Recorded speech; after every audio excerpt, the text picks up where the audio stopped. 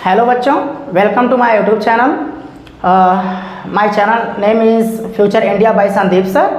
जैसा कि पिछले वीडियो में हम लोग बात किए थे कि F बराबर R/2 हमको प्रूफ करना है। जैसे पहले हिंट दिया गया था कि कैसे उत्तल दर्पण से प्रतिबिंब का बनना, अवतल दर्पण से 6 कंडीशंस जो होते थे उसके प्रतिबिंब का बनना कैसे याद करते हैं, तो उसके हमने ट्रिक बता दिया था। और आज हम बात करने वाले हैं कि ये जो वक्रता त्रिज्या है और फोकस दूरी, इनके बीच में संबंध क्या होता है ये फाइंड करना है। तो इसके लिए आपको थोड़ा सा मैथमेटिकल चीज़ें आनी चाहिए। जैसे कुछ रूल्स होते हैं, जैसे इधर के फार्मूले इधर करना, या एकांतर कोणें बराबर होती हैं, या कुछ ऐसी चीज़ें होती हैं कि अगर एक ही त्रिभुज की दो भुजाएं बराबर हैं तो सामने वाली दो कोणें भी बराबर होंगी, या दो कोणें बराबर हैं तो उनकी भुजाएं भी बराबर होती हैं। ये किसी एक त्रिभुज की बात की जाती है। तो कुछ ऐसी बेसिक चीज़ें हैं, बहुत ईजी है, बहुत मज़ा आएगा और बहुत आसान रहता है। तो ध्यान दीजिएगा, जैसे बात करना है दर्पण की वक्रता त्रिज्या तथा फोकस दूरी में संबंध, इसके लिए एक चीज़ याद रखिएगा, जिसका नाम लिया जाएगा वो प्रेजेंट रहेगा। बाकी और एडवांस रहे, कट के ख़त्म हो जाए, वो अलग बात है। लेकिन अगर वक्रता त्रिज्या का नाम लिया गया है, फोकस दूरी का नाम लिया गया है, उनके बीच संबंध पूछा गया है, तो वो दोनों प्रेजेंट रहेंगे। अब कोई चीज़ एडवांस आ जाए या कुछ कट के ख़त्म हो जाए, वो अलग बात है। तो ध्यान दीजिएगा, हम लोग सॉल्व करते हैं। तो एक हम अवतल दर्पण लेते हैं। हम अवतल और उत्तल दोनों दर्पण से सॉल्व करेंगे कि F बराबर कैसे प्रूफ करते हैं। R/2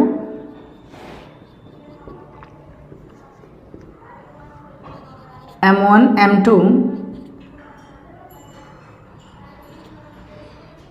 ये है आपका प्रिंसिपल एक्सिस, ये पॉइंट है ध्रुव, और यहाँ ले लेते हैं फोकस, इसका दोगुना अक्सर करके ले लेते हैं C। और वही प्रूफ करने वाले हैं कि इसका ये दोगुना होता है या इसका ये आधा होता है। तो ध्यान दीजिएगा, पहली किरण चलाते हैं मुख्य अक्ष के समांतर, ये याद रहना चाहिए। बस एक ही किरण की बात है, मुख्य अक्ष के समांतर चलती है, ऐसे समझे, जस्ट इसके ऐसे। तो जब भी आप जानते हैं कि जब कोई किरण मुख्य अक्ष से समांतर चलती है तो दर्पण से टकराने के बाद फोकस से होकर के निकल जाती है, कुछ ऐसे करके। तो फोकस को यहाँ रिप्रेजेंट कर दे रहा है, फोकस से निकल जाती है। तो ध्यान दीजिएगा, फोकस से निकलेगी और दूसरी किरण आपको चलाने की ज़रूरत नहीं है। ये वाली जो किरण है आपको चलाने की ज़रूरत नहीं है। थोड़ा सा इसको और सही कर दिया जाए। ध्यान दीजिएगा, सही नहीं जा रहा है, कुछ ऐसे चलाएगा, ऐसे बैठ, ठीक है, कुछ ऐसे है। तो ध्यान दीजिएगा, दूसरी किरण कैसे चलना है, यहाँ से। तो यहाँ से किरण नहीं चलाया जाता है, इसको सेंटर से ज्वाइन किया जाता है, ये वाली चीज़ है। तो ध्यान दीजिएगा, ज्वाइन क्यों किया गया अभी बात करते हैं।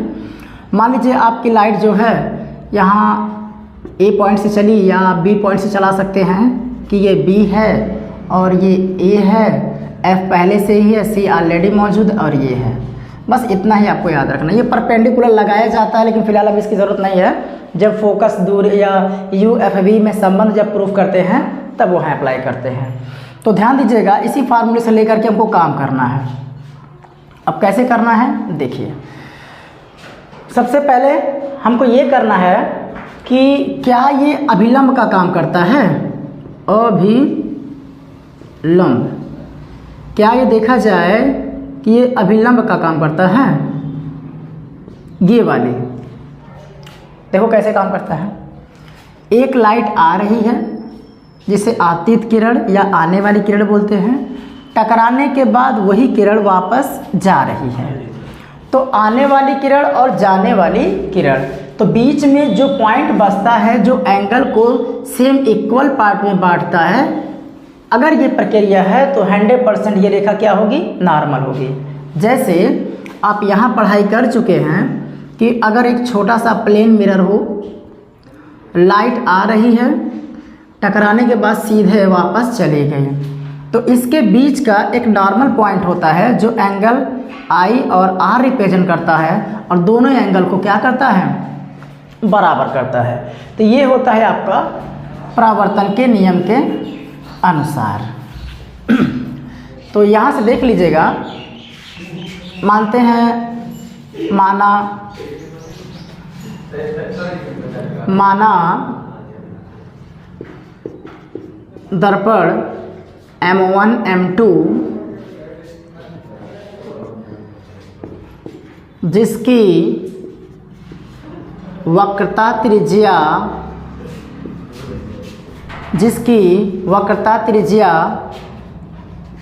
R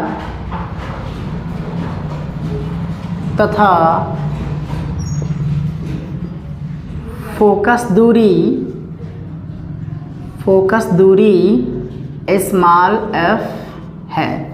मतलब CP इक्वल टू R, हालांकि माइनस साइन हम लोग लेते हैं क्योंकि इस दिशा में बढ़ती है, तथा FP या PF जो भी आप लिखिए माइनस F। ये इतना याद रहना चाहिए आपको। CP equal to total distance अगर लिया जाए तो R और ये हो जाएगा आपका F। जब भी नापते हैं जब भी दूरी नापते हैं तो ध्रुव से नापते हैं, ये सब बाद में आपको धीरे धीरे बताया जाएगा। तो ये लिखते हैं माइनस R चूँकि मुख्य इसके बाएं तरफ है और लिखते हैं माइनस F। तो ये हो गया। तो बाई फिगर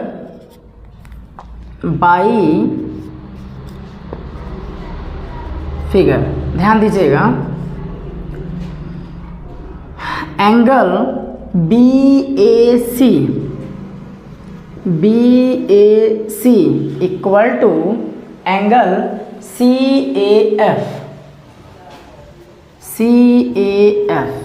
ये दोनों बराबर हैं। अब रीजन लिखा जाएगा तो यहाँ लिख सकते हैं परावर्तन के नियम से या नियमानुसार।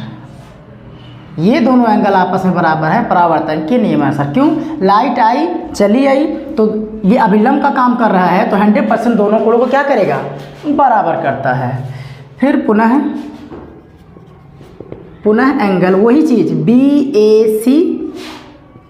BAC equal to angle ACF। चाहे ACF तक जाइए चाहे ACP तक जाइए, हमको बस इस एंगल से मतलब होता है। तो ध्यान दीजिएगा, angle BAC equal to angle ACF या ACP आप कर सकते हैं। इसका क्या कंडीशंस होता है?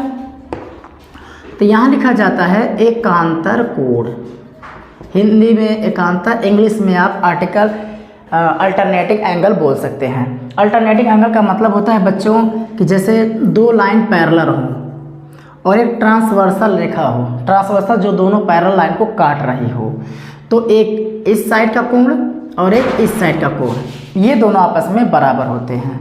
एक इस साइड का कोण और एक इस साइड का कोण, ये आपस में बराबर होते हैं। ऐसे समझिए कि चाहे आप लेटर पे जेड बनाइए, चाहे एन बनाइए, चाहे उल्टा जेड बनाइए, चाहे उल्टा एन बनाइए, तो ये आपस में क्या होंगे, बराबर होते हैं।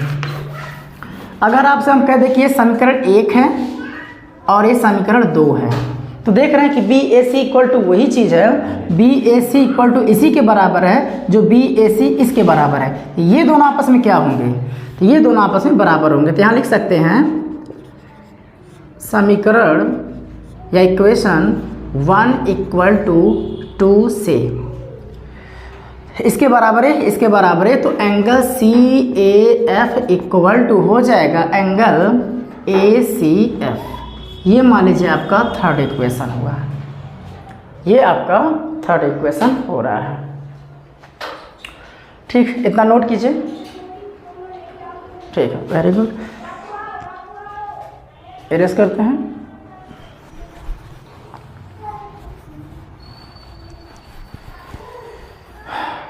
अभी हम लोगों ने लिखा कि angle CAF equal to angle ACF, ये आपका है थर्ड इक्वेशन। अब इसको भी इरेज करते हैं।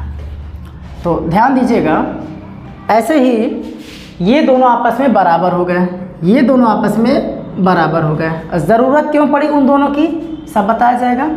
तो ACF है, जो CAF है, CAF ये वाला कोण और ACF ये वाला कोण, दोनों अगर एक ही त्रिभुज के कोण हैं तो इनके सामने वाली भुजाएं भी बराबर होती हैं। अगर एक त्रिभुज के दो साइड इक्वल हों तो उसके सामने वाली जो कोणें होंगी 100% बराबर होती है। ये एक्सपेरिमेंटली प्रूफ है या थ्योरेटिकली भी प्रूफ है। जैसे अगर इस भुजा के द्वारा हम कह दें यह 10 सेंटीमीटर है तो ये भी 10 सेंटीमीटर होगा। इसके द्वारा बना कोण अगर 50 डिग्री है तो इसके द्वारा भी बना कोण 50 डिग्री ही होगा। ये प्रूफ है, ये मैथमेटिकल चीज़ें प्रूफ है। तो वही चीज़ है कि एंगल ACF के सामने वाली भुजा कौन है, CF इक्वल टू इसके सामने वाली भुजा कौन है, AF है। इस इक्वेशन को अगर हम 4 मान लें या वैसे ही रहने दें, जो भी बात कर रहे हैं, चलिए 4 मान लेते हैं और आसान पड़ जाएगा। Equation number 4। तो ध्यान दीजिएगा, CF को पाने के लिए हम CP में से FP या PF घटा सकते हैं। CP को पाने के लिए यहाँ इसको इसमें से घटा सकते हैं, लेकिन AF ये वाली चीज़ जो है हमसे कोई मतलब नहीं है। AF से ऐसे कोई, क्योंकि दूरी ये है ना, तो ये वाली दिक्कत करेगी। तो एक कंडीशन होता है कि यदि देखिए, यदि दर्पण का द्वारक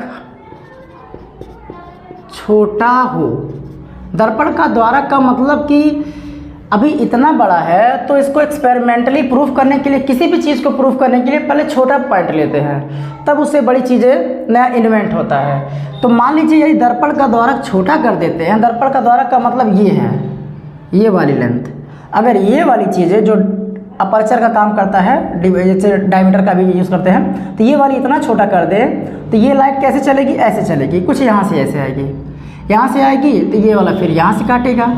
तो अभी इसको हम बता दे रहे हैं, दर्पण का द्वारक छोटा हो तो बिंदु A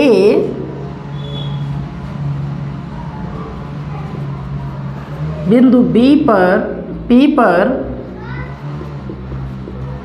स्थित होगा। यही मायने रखता है। कैसे होता है बता रहे हैं। तब AF इक्वल टू हो जाएगा PF, तब AF इक्वल टू हो जाएगा FP या PF, जो भी आप लिखिए, ये इक्वल टू ये। कैसे होता है देखिए, हमारे पास मान लीजिए कुछ ऐसे हैं, इतना बड़ा है, तो ये फोकस से होकर के यहाँ गया और ये था आपका F और यह था आपका ये लाइट भी चल रही थी, तो इतना था। और दर्पण के द्वारा को और छोटा कर दे तो लाइट कुछ ऐसे चलेगी और यहाँ से होकर के जाएगी। ए देखिए खिसक करके यहाँ पहुँचा, और छोटा कर दिया जाए, ये देखिए ए यहाँ से यहाँ पहुँचा, यहाँ A डैश या A डबल डैश या जो भी आप करिए, A1 A2 A3 जो भी लिखिए, और छोटा करेंगे तो एक पॉइंट ऐसा आता है कि ये जो लाइन है, ये लाइन ऐसे समझिए, ये लाइन ऐसे ऐसे ऐसे करके इस पॉइंट पे पहुंच जाती है। यहाँ से देखिए ऐसे ये पहुंच जाती है। तो दर्पण का जैसे छोटा करते जाएंगे, ये वाली लेंथ कट करके धीरे धीरे धीरे धीरे ऐसे करके इसी पे लाई हो जाती है या पड़ जाती है। तो ये लेंथ इक्वल टू ये लेंथ हो जाता है। ठीक है। आता है समीकरण